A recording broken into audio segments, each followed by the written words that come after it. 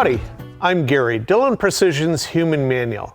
I'm here to discuss tech tips for the Super 1050 Dillon's high-speed progressive reloader. When you need to change out the primer feed on your machine to a different size of primer, you first take off the shell plate, then remove the primer slide. Now to change this out, the bushing is slotted for a screwdriver. We also offer an optional tool to unscrew this. However, most of the time, a flat blade screwdriver works just fine. So you're going to want to unscrew the bushing, lift off the bushing, lift off the primer punch return spring, lift off the primer seating punch. You can visibly see the difference in the sizes.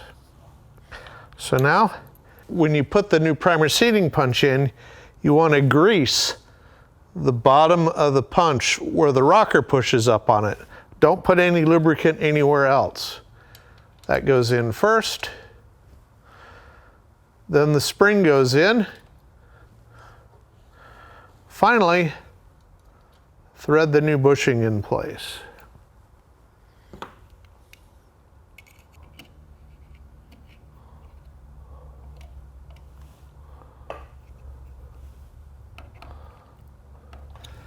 The bushing does need to be in flush with the top of the frame cutout where the primer slide goes back and forth so that the primer slide doesn't hang up as it moves back and forth. When you're unpacking your machine, you found a spring in there that looked exactly like this one and probably have no idea what it's for.